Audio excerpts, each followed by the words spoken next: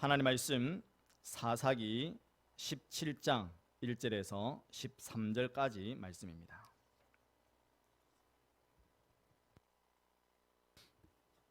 사사기 17장 1절에서 13절까지 말씀.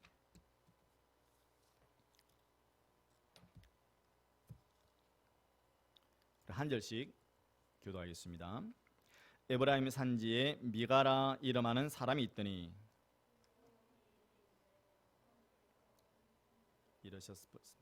저주하시고 내 귀에도 말씀하셨더니 보소서 그 은이 내게 있나이다. 내가 그것을 가졌나이다 하니 그의 어머니가 이르되 내 아들이 여호와께 복받기를 원하노라 하니라. 미가가 은 1,100을 그의 어머니에게 도로 주매 그의 어머니가 이르되 내가 내 아들을 위하여 한 신상을 새기며 한 신상을 부어 만들기 위해 내 손에서 이 은을 여호와께 거룩히 드리노라. 그러므로 내가 이제 이 은을 내게 도로 주리라. 미가가 그 은을 그의 어머니에게 도로 주었으므로 어머니가 그 은 200을 가져다가 은장색에게 주어 한 신상을 새기고 한 신상을 부어 만들었더니 그 신상이 미가의 집에 있더라. 그 사람 미가에게 신당이 있으므로 그가 에봇과 드라빔을 만들고 한나들을 세워 그의 제사장으로 삼았더라. 그때에는 이스라엘에 왕이 없었으므로 사람마다 자기 소견에 옳은 대로 행하였더라. 유다 가족에 속한 유다 베들레헴에 한 청년이 있었으니 그는 레위인으로서 거기서 거류하였더라. 그 사람이 거주할 곳을 찾고자 하여 그 성읍 유다 베들레헴을 떠나가다가 에브라임 산지로 가서 미가의 집에 이르매 미가가 그에게 묻되 너는 어디서부터 오느냐 하니 그가 이르되 나는 유다 베들레헴의 레위인으로서 거류할 곳을 찾으러 가노라 하는지라. 미가가 그에게 이르되 내가 나와 함께 거주하며 나를 위하여 아버지와 제사장이 되라. 내가 해마다 은 10과 의복 한 벌과 먹을 것을 주리라 하므로 그 레위인이 들어갔더라. 그 레위인이 그 사람과 함께 거주하기를 만족하게 생각했으니 이는 그 청년이 미가의 아들 중 하나같이 됨이라. 그 레위인을 거룩하게 구별하며 그 청년이 미가의 제사장이 되어 그 집에 있었더라. 함께 읽습니다. 이에 미가가 이르되 레위인이 내 제사장이 되었으니 이제 여호와께서 내게 복 주실 줄을 아노라 하니라. 아멘. 오늘 말씀을 가지고 신앙의 본질을 회복합시다라는 제목으로 함께 은혜를 나누고자 합니다. 우리는 지난 시간까지 사사기의 마지막 사사였던 삼손의 삶의 모습을 살펴보았습니다. 오늘은 사사기의 마지막 부분으로 사사는 아니지만 미가라고 하는 한 집안에 대해서 성경은 기록을 하고 있습니다. 17장 6절에 있는 말씀과 같이 그때에는 왕이 없었습니다. 그러나 왕이 없었던 것이 아니라 그들의 마음에, 이스라엘 백성들의 마음에 왕이 없었던 것입니다. 왜냐하면 이스라엘 백성들의 진정한 왕은 하나님이시기 때문에 그렇습니다. 왕이 없는 것이 아니라 그들의 마음 가운데 하나님 모시기를 싫어했던 것을 우리는 말씀을 통해서 알 수가 있습니다. 사랑하는 성도 여러분, 하나님은 우리의 왕 되심을 믿으시기를 바랍니다. 그러므로 날마다 하나님의 은혜와 그런 통치 가운데 하나님 주시는 승리를 날마다 맛볼 수 있는 성도들 되시기를 예수님의 이름으로 축원합니다. 오늘 17장 1절부터 13절까지 읽었는데 미가의 집안이 나옵니다. 그런데 이 미가의 집안은 우리에게 아주 좋은 본보기를 보여주는 것이 결코 아닙니다.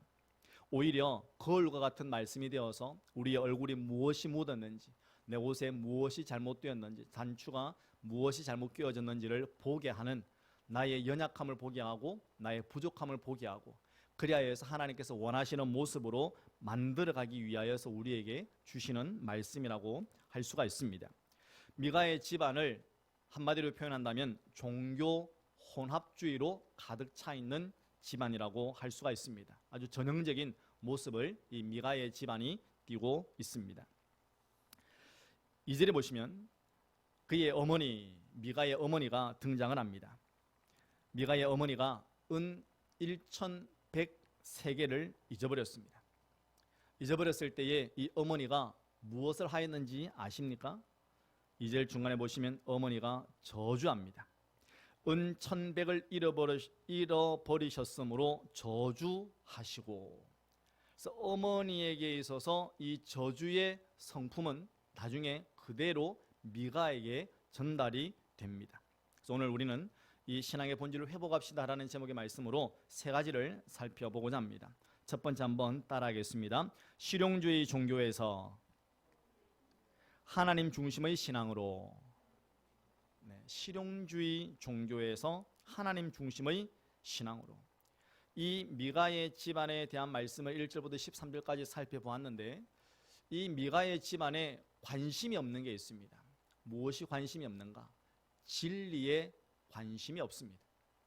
그리고 무엇이 옳고 그런지 하나님의 말씀의 기준이 없는 집안입니다.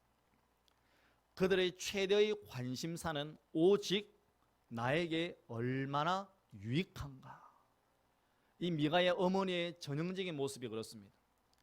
은천백을 잃어버렸을 때에 얼마나 분했으면 그것을 훔쳐간 사람을 저주합니다. 그리고 그것을 도로 찾았을 때에 그의 마음은 굉장히 기쁨으로 채워집니다. 그래서 오히려 그 돈을 훔쳐갔던 아들을 복 주시옵소서, 그렇게 반대로 기도를 하고 있는 장면입니다. 하나님의 뜻을 추구하는 것이 아니라 나에게 편한 대로 살아가는 신앙, 그것이 바로 실용주의 종교라고 하는 것입니다. 미가의 집안은 미가와 어머니와 그의 아들들 중의 제사장과 또 한 청년이 가족이 되면서 또 제사장이 되는 그런 과정들을 살펴봅니다. 그러면서 그들의 편한 대로, 그들이 하고 싶은 대로, 그들이 생각하는 옳다고 여기는 대로 마음껏 살아가고 있는 집안입니다. 5절에 보시면 미가에게 신당이 있으므로 라고 말씀하고 있습니다. 이 신당이라고 하는 것은 요즘 말로 하면 교회당이라고 할 수가 있습니다. 미가의 집안은 아주 부자였습니다. 왜냐하면 어머니가 1100세겔을 가지고 있었고, 이 미가의 집안으로 들어온 한 청년 제사장은 1년에 10개의 은세겔을 받는 것으로 굉장히 만족합니다. 그러면 1년에 10세겔은 어느 정도의 재산이냐? 1년 연봉이죠. 1년 연봉의 110배를 가지고 있는 집안이 이 미가의 집안입니다. 엄청난 부자였습니다. 그러니까 그들이 신당을 가지고 있는 거예요. 그런데 하나님의 집이 원래 이 에브라임 산지에 있는 것이 아닙니다. 한번 말씀을 찾아보겠습니다. 사사기 18장 말씀입니다. 18장 31절. 자, 읽습니다. 시작. 하나님의 집이 실로에 있을 동안에 미가가 만든 바 새긴 신상이 단 자손에게 있었더라. 자, 하나님의 집이 어디에 있다고 말씀합니까? 실로에 있었습니다. 실로와 에브라임은 그다지 먼 거리가 아닙니다. 에브라임의 미가가 살고 있는데 실로까지 가면 하나님을 예배할 수 있고 하나님께 제사를 드릴 수가 있고 하나님을 경배할 수가 있고 하나님을 찬양할 수가 있었는데 거기까지 가기가 싫어서 자기 집에 교회당을 만들어 놓는 것입니다. 그리고 자기들이 하고 싶은 대로 어떤 때는 하나님을 섬겼다가 어떤 때는 드라빔을 섬겼다가 어떤 때는 은으로 만든 신상을 섬기는 종교 혼합주의, 아주 자기 편리한 대로 신앙생활을 하고 있는 모습입니다. 사랑하는 성도 여러분, 우리의 삶의 모습은 어떻습니까? 하나님께서 원하시고 하나님께서 기뻐하시는 뜻을 찾고 있습니까? 아니면 내 편한 대로, 내 기쁜 대로, 내 생각대로 오늘 6절 말씀과 같이 내 속에는 옳은 대로 행하고 있습니까? 여러분, 요즘 사람들은 조금만 불편하면 포기해버립니다. 그래서 게으름이 망하는 지름길이에요. 사회 현상도 마찬가지입니다. 성경은 뭐라고 말씀합니까? 게으른 자는 개미에게 가서 배우라 그랬습니다. 조금만 힘들면 포기해버리는 거예요. 조금만 걸어가서 실로까지 가면 하나님을 예배할 수 있는데 그게 싫어서 자기 편한 대로 자기 집에 신당을 차려서 하나님도 예배했다가 세상도 섬겼다가 우상도 섬겼다가 그렇게 하는 거예요. 요즘 제가 다닌 교회에서는 그런 걸 잘 못 봤습니다. 그런 분들 만난 적도 없고. 근데 TV를 보든지 가끔 이렇게 소식들을 보면 그런 게 있어요. 교회를 다니는 분들이 점집을 찾아다닙니다. 자녀가 결혼을 하면 동서남북 방향을 찾습니다. 배산 임수를 찾고 날짜를 받습니다. 장명소에 가서 자녀의 이름을 얻어옵니다. 예수님을 믿는다고 하면서 종교 혼합주의의 모습을 가지면서 함께 살아가고 있습니다. 이사를 할 때도 마찬가지입니다. 사람들이 이사하는 날, 손 있는 날, 손 없는 날을 따져가면서 날짜를 계산하면서 돈을 더 주고서라도 손 없는 날을 골라서 다니는 그런 어리석은 사람들의 모습이 있습니다. 그러나 성경은 우리에게 뭐라고 말씀하십니까? 그런지 누구든지 그리스도 안에 있으면 새로운 피조물이라. 이전 것은 지나갔으니 보라 새 것이 되었도다라고 선언하고 있습니다. 그러므로 사랑하는 성도 여러분, 우리는 옛 사람을 벗어버리고 우리 하나님께서 주시는 새 사람을 날마다 입을 수 있고 말씀 안에서 자유함을 누릴 수 있기를 예수님의 이름으로 축원합니다. 여러분, 신앙의 본질이 무엇입니까? 이 실용주의적인 종교에 대항할 수 있는 신앙의 본질이 무엇인가? 우리는 진리에 관심을 가져야 합니다. 미가의 집안에 없는 진리에 대한 관심, 저와 여러분들은 진리에 대한 관심이 있어야 됩니다. 하나님의 말씀이 무엇인지, 하나님의 뜻이 무엇인지, 하나님의 계획이 무엇이고 하나님의 섭리가 무엇이고 하나님의 때가 무엇인지 우리는 관심을 가져야 합니다. 그리고 자기 중심의 생각에서 하나님 중심의 생각으로 바뀌어야 합니다. 데살로니가 전서 2장 4절 말씀에 오직 하나님께 옳게 여기심을 입어 복음을 위하여 위탁받았으니 우리가 이와 같이 말하면 사람을 기쁘게 하려 함이 아니요 오직 우리 마음을 감찰하시는 하나님을 기쁘시게 하려 함이라. 사도 바울의 관심은 사람에게 있지 아니하고 하나님께 있습니다. 나는 하나님을 기쁘시게 하고 싶다. 나의 먹고 마시고 앉고 일어서고 직장에서 가정에서 삶의 모든 현장에서 모든 시간 동안 하나님의 기쁨이 되는 우리가 되기를 예수님의 이름으로 축원합니다. 여러분, 베드로와 요한도 마찬가지였습니다. 사도행전 4장 19절 말씀에 베드로와 요한이 대답하여 이르되 하나님 앞에서 너희의 말을 듣는 것이 하나님의 말씀을 듣는 것보다 옳은가 판단하라. 오늘 우리가 6절에 보면 이스라엘의 왕이 없었으므로 사람마다 자기 소견에 옳은 대로 행하였다. 근데 여기서 옳다라고 말하는 것은 사람들이 가치 기준이 분명해서 옳고 그름을 분별할 수 있는 지각으로서의 옳음이 아닙니다. 쉬운 성경에는 뭐라고 번역했느냐? 사람들은 하고 싶은 대로라고 표현하고 있습니다. 하고 싶은 대로. 사랑하는 성도 여러분, 신앙생활은 하고 싶은 대로 하는 것이 아닙니다. 하나님께서 원하시는 대로, 우리 하나님의 말씀대로 하는 것이 신앙의 본질인 것을 기억하시기를 바랍니다. 그래서 로마서 12장 2절 말씀에 너희는 이 세대를 본받지 말고 오직 마음을 새롭게 함으로 변화를 받아 하나님의 선하시고 기뻐하시고 온전하신 뜻이 무엇인지 분별하도록 하라. 여기서 분별하도록이라고 하는 이 동사는 날마다 반복하는 겁니다. 날마다 반복하는 거예요. 일주일에 한 번이 아닙니다.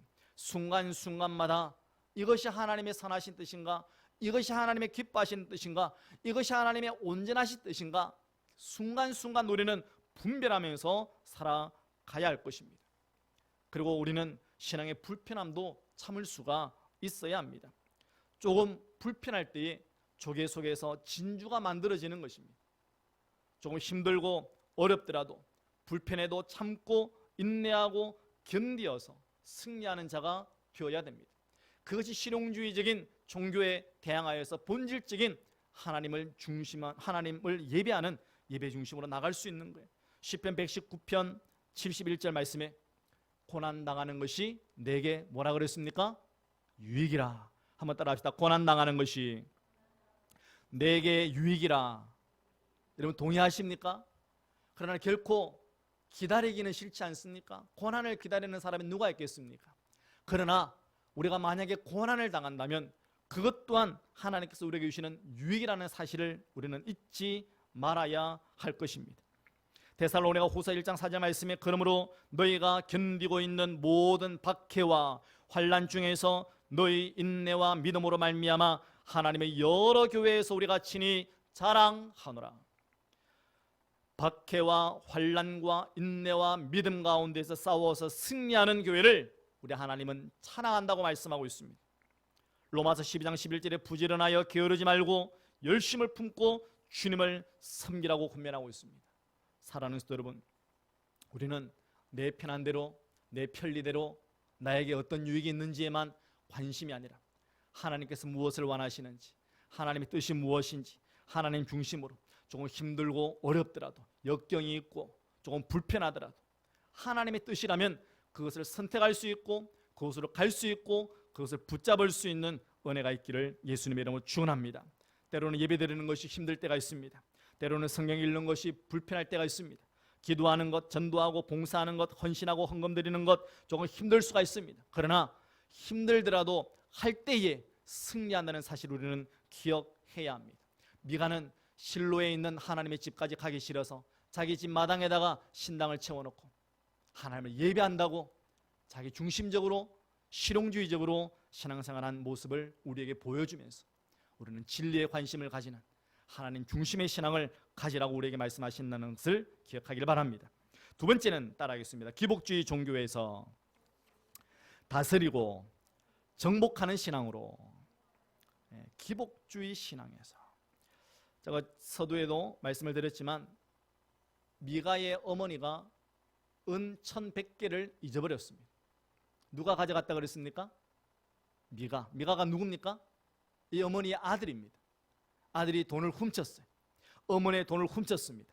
은 1,100개를 훔쳤는데 왜 훔쳤을까요? 잘 먹고 잘 살려고. 좀 있으면 어머니가 돌아가실 것 같고 어머니의 유산은 나에게 안 올 것 같고 조금 더 빨리 내가 훔쳤습니다. 그런데 어머니가 훔친 것을 알았어요. 잊어버려진 것을 알았습니다. 그러면서 어머니는 매일 뭐 했습니까? 저주하는 거예요. 어떻게 저주했을까요? 우리는 저주를 안 해봐서 잘 모르겠죠, 그죠? 세상 사람들 자기에게 조금만 손해가 돼도 얼마나 세상을 저주합니까? 조금만 불편해도 얼마나 세상을 저주합니까? 2020년 여름 장마가 얼마나 길었습니까? 역대 최장의 장마 기간이었습니다. 사람들은 눈만 뜨면 하늘을 원망합니다. 눈만 뜨면 비 오는 것을 원망했습니다. 저는 옆에서 동의할 수 없었습니다. 왜냐하면 하나님께서 주시는 비라 어찌할 수 없어요. 원망하지 않습니다. 근데 사람들은 원망해. 조금만 불편하면. 그래서 비가 넘어온다고 그렇게 원망해가지고 하나님께서 그 다음 주부터 얼마나 뜨겁게 했든지 또 뜨겁다고 원망합니다. 뜨겁다고 원망합니다. 이 미가의 어머니가 자기가 은 1,100개를 잃어버린 것을 알고 그날부터 원망합니다. 미가가 듣습니다. 아침에도 듣고 점심때도 듣고 저녁에도 듣고 잠자리에 드는 순간에도 듣고 매일 듣습니다. 그러니까 미가가 어떤 생각을 가지고 있느냐? 어머니의 저주가 자기에게 임할 것 같은 거예요. 왜 그러느냐? 미가는 어머니로부터 이러한 신앙의 유산을 물려받은 겁니다. 여러분, 우리의 신앙의 모습이 많은 부분들이 우리가 어릴 때, 물론 모태신앙으로 자라나신 분들 얘기겠죠. 우리가 어릴 때에 부모님이 가졌던 신앙의 유산을 굉장히 많은 부분 물려받습니다. 그래서 미가는 어릴 때부터 어머니가 저주하는 삶의 모습을 계속해서 본 겁니다. 그러면서 마음 가운데 어떤 생각이 드느냐? 어머니가 저주하면 하나님은 저주를 내리실 거야 라고 생각하면서 하나님에 대한 잘못된 인식을 가지고 있는 거예요. 그래서 어머니의 저주를 듣고 있으니까 너무 불안해집니다. 그래서 어떻게 합니까? 2절 중간에 보십시오. 저주하시고 내 귀에도 말씀하셨더니, 그러니까 이렇게 했죠. 미가를 불러가지고 누구가 말이야? 내 은 1,100개를 훔쳐갔는데 이 1,100개를 훔쳐간 사람은 이렇게 망할 거야, 이렇게 죽을 거야. 그렇게 미가에게도 이야기하니까 미가가 두려워서 보소서 그 은이 내게 있나이다, 내가 그것을 가졌나이다. 굉장히 우리말은 순화해서 표현했는데 직설적으로 표현하면 내가 그것을 훔쳤습니다, 내가 가지고 있습니다, 그렇게 이야기하는 거예요. 그래서 자기 어머니에게 가져다 줍니다. 하니 그의 어머니가 이르되 내 아들이 여호와께 복받기를 원하노라. 자, 어머니는 저주 아니면 복입니다. 저주 아니면 복. 그런데 2절 마지막에 나오는 여호와께 복받기를 원하노라, 이것은 잘못된 거예요. 여러분, 한번 물어보겠습니다. 여러분 자신이라고 생각해 보십시오. 자녀가 잘못해서 여러분의 지갑에서 돈을 훔쳐갔다. 그리고 어머니가 화가 났을 때에 그 돈을 가지고 와서 어머니 잘못했습니다, 제가 가지고 왔습니다 라고 한다면 어머니는 뭐 해야 될까요? 혼내야죠. 꾸중해야죠. 하나님 말씀으로 훈계해야죠. 근데 어머니의 관심은 어디에 있습니까? 돈에 있는 거예요. 돈에 있는 겁니다. 자녀가 잘못된 길을 선택하고 잘못된 행동을 했을 때에 그것을 꾸짖지 아니하고 오직 그냥 은천백개를 찾았다라는 그 기쁨에 의해서 여호와께 복받기를 원한다. 여러분, 이 어머니의 신앙이 그대로 미가에게 전달이 됩니다. 13절 말씀을 보십시오. 13절 같이 읽겠습니다. 시작. 이에 미가가 이르되 레위인이 내 제사장이 되었으니 이제 여호와께서 내게 복 주실 줄을 아노라 하니라. 여러분, 똑같지 않습니까? 미가는 레위인이 자기 집에 있는 신당의 제사장이 되었다. 이제 뭐를 받을 것이다? 복 받을 것이다. 복 받을 것이다. 여러분, 그런 분들이 종종 있습니다. 어떤 사업을 개업을 하면서, 가게를 개업을 하면서 목사님을 모시고 개업 예배를 드리면, 야, 이제 우리 가게는 뭐다? 대박이다. 대박이다. 왜? 목사님 모시고 예배 드렸는데 대박이다. 그렇게 생각하는 사람들이 있습니다. 미가가 그렇다라는 거예요. 미가가 그렇다. 누구의 신앙입니까? 어머니의 신앙. 잘못되고 삐뚤어지고 변형되어지고 변질되어진 그 모습을, 신앙도 아닌 것을 그대로 유산으로 물려받은 겁니다. 여러분, 예수 믿는 것은 복을 받기 위해서 우리가 예수님을 믿는 것이 아니고 구원받기 위해서입니다. 베드로전서 1장 9절 말씀 한번 따라하겠습니다. 믿음의 결국 영혼의 구원을 받음이라. 예, 믿음의 결국은 곧 영혼의 구원을 받음이라. 우리의 믿음 생활의 결론, 믿음 생활의 결국은 영혼의 구원입니다. 여러분, 복은 내가 추구하는 것이 아니라 복은 따라오는 것입니다. 신앙은 복을 추구해서 복을 쫓아가는 인생이 아닙니다. 신앙생활을 잘하면, 믿음 생활에서 승리하면 하나님으로부터 좋은 것이 따라오는 것입니다. 마가복음 16장에 믿는 자들에게는 이런 표적이 따르리니 그랬습니다. 우리는 따라오는 것입니다. 그것이 다양한 모습으로 나타날 때가 있습니다. 어떤 때는 복일 수도 있고, 어떤 때는 연단일 수도 있고, 어떤 때는 고난일 수도 있고, 어떤 때는 은사와 능력일 수도 있지만, 어쨌든 이 모든 것은 하나님으로부터 오는 것은 좋은 것이라는 것을 믿으시길 바랍니다. 그런데 미가의 집은 이런 기복으로 가득 차 있습니다. 가득 차 있습니다. 잃어버린 거 찾았으니까 아들이야 어떻게 되든지 말든지 잘 됐다, 너 복 받아라. 꾸중도 없고 징계도 없고 훈계도 없고 꾸지람도 없습니다. 그리고 미가는 레위 청년이 자기 집에 제사장이 되었으니까 이제부터 우리 집안은 복 받을 것이다 라고 하는 잘못된 기복 신앙으로 빠져 있습니다. 에베소서 6장 4절 말씀에 또 아비들아 너희 자녀를 노엽게 하지 말고 오직 주의 교훈과 훈계로 양육하라. 잠언 23장 13절에 아이를 훈계하지 아니하려고 하지 말라.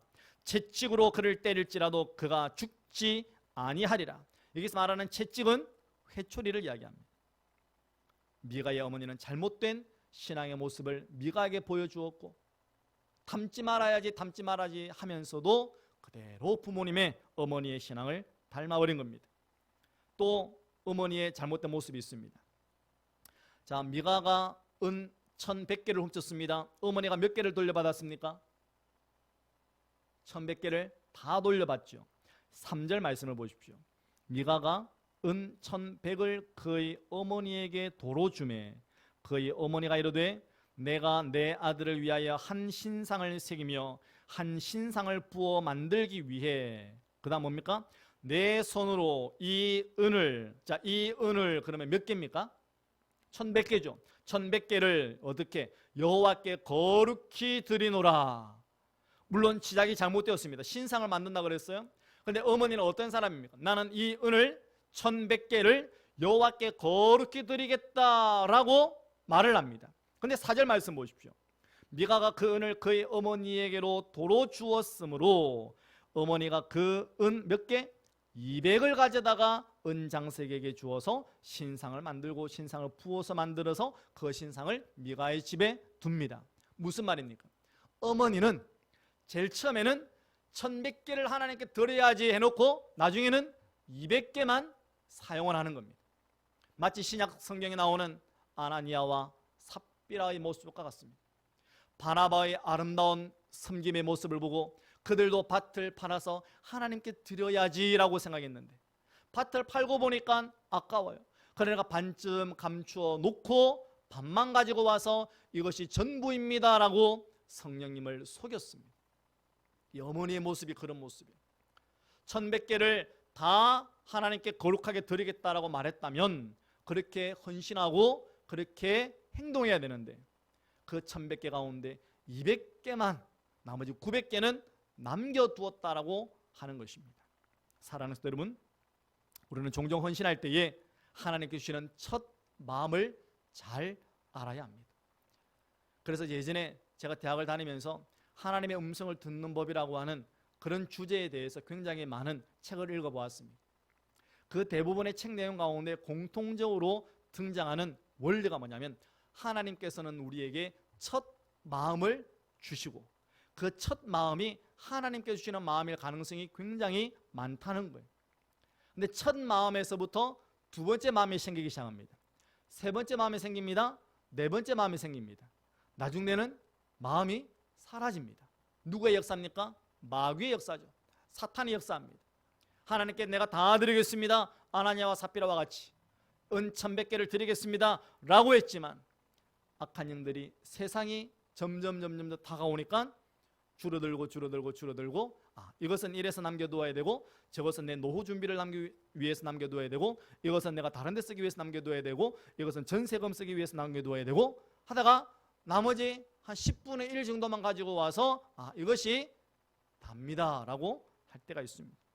사랑하는 성도 여러분, 우리는 하나님께 주신 첫 마음을 잘 붙잡아야 합니다. 미가의 어머니는 자녀에게 잘못된 모습을 계속해서 보여주고 미가도 그런 사람이 되어버리고 맙니다. 여러분 큰 바위 얼굴 아시죠? 큰 바위 얼굴 이야기, 옛날 국어책에 나오는 이야기. 자기 얼굴인 거예요. 자기 얼굴. 나는 이 잘못된 모습을 계속해서 보면서 나도 모르는 사이에 그 모습을 그대로 담고 있는 겁니다. 담고 있는 거예요. 그래서 성령은 무엇을 보라고 이야기합니까? 주님을 보라고 이야기합니다. 왜 주님을 보아야 합니까? 주님 닮기 위하여. 주님을 날마다 보면 주님을 닮게 되어져 있습니다. 하늘의 것을 생각하라, 위의 것을 찾으라. 위의 것을 찾으면 어떻게 될까요? 위의 것을 찾는 사람이 됩니다. 하늘에 속한 사람이 되는 겁니다. 사랑하는 성도 여러분, 이 땅이 아니라 이 세상이 아니라 하나님만을 바라보고 하나님의 얼굴을 구하는 그런 은혜가 있기를 예수님의 이름으로 축원합니다. 그래서 우리는 복을 추구하고 쫓아가는 존재가 아니라 이미 하나님께서 우리에게 너는 복이다 라고 말씀하셨습니다. 아브라함을 부르셔서 아브라함이 믿음의 조상이 되면서 뭐라고 불렀습니까? 하나님께서 너는 복이 될지라, 영어로 blessing, 너는 복이 될지라 그렇게 말씀하셨습니다. 갈라디아서 말씀과 같이 아브라함의 허리에 있는 사람은 아브라함의 복을 우리도 동일하게 받는다라고 말씀하셨습니다. 그래서 아브라함에게 주신 모든 복은 우리에게도 똑같은 효력으로 그대로 우리에게 주어진 복이라고 말씀할 수가 있습니다. 그러므로 우리는 복되게 하신 하나님께 늘 감사해야 됩니다. 주면 감사하고 안 주면 불평하고 유익되면 감사하고 조금 손해보면 불평하는 그러한 세상에 속한 인생이 아니라 범사에 감사하는 하늘에 속한 성도들 다 될 수 있기를 예수님의 이름으로 축원합니다. 세 번째 따라하겠습니다. 형식주의 종교에서 예수님 중심의 신앙으로. 이것이 신앙의 본질입니다. 형식주의 신앙에서 이런 본질과 비본질이라고 하는 단어가 있습니다. 본질을 디아포라라고 표현합니다. 그리고 비본질은 아디아포라라고 표현합니다. 이 미가의 집에는 본질이 없습니다. 형식만 있습니다. 그들에게는 여호와라고 하는 이름의 형식 껍데기만 있습니다. 그리고 신당이 있습니다. 하나님을 예배하겠다라고 말하는 그냥 껍데기 건물만 있습니다. 그리고 그들은 제사장이라고 하는 사람을 세워서 신앙의 껍데기만 계속해서 명맥을 유지해 가고 있습니다. 여러분, 본질은 컵 안에 있는 우유와 같습니다. 비본질은 우유를 담고 있는 컵과 같은 것입니다. 여러분, 이 안에 있는 물이 있고 컵이 있습니다. 자, 컵은 뭐라고요? 비본질이고 이 안에 있는 물은 본질입니다. 자, 이 둘 중에 뭐가 있어야 됩니까? 둘 다 있어야 됩니다. 컵도 있어야 되고 물도 있어야 됩니다. 그런데 이 물을 담기 위해서는 반드시 그릇이 필요합니다. 그래서 본질을 담기 위해서는 비본질이라고 하는 형식을 반드시 가지고 있어야 합니다. 우리가 하나님을 예배하고 하나님을 찬양하고 하나님을 섬기기 위해서는 다양한 형식이 있습니다. 그래서 예배당에 나와서 찬양을 부르고 기도하고 목소리를 높여서 노래하고 이 모든 것은 형식에 담은 겁니다. 여러분의 사랑, 하나님을 향한 사랑을 어떻게 표현할 것입니까? 내가 하나님을 향한 사랑은 본질이잖아요. 그 본질을 어떤 형식, 어떤 그릇에 담느냐? 찬양이라고 하는 그릇에 담을 수도 있고 기도라고 하는 그릇에 담을 수도 있고 내가 헌신이라고 하는 그릇에 담을 수도 있습니다. 그 모든 본질은 하나님을 향한 사랑이라는 거예요. 고린도전서 4장 7절에 우리가 이 보배를 질그릇에 가졌으니 이는 쉼이 큰 능력은 하나님께 있고 우리에게 있지 아니함을 알게 하려 함이라. 우리가 이 보배 예수 그리스도를 질그릇에 가졌다. 질그릇은 비본질이에요. 형식입니다. 본질은 예수 그리스도 보배입니다. 그 보배를 질그릇에 가졌다라고 말씀하고 있습니다. 그런데 이 내용이 없으면, 형식만 있으면 빈 껍데기에 불과한 겁니다. 이 미가의 집안이, 미가와 어머니가 그리고 형제들도 나와요.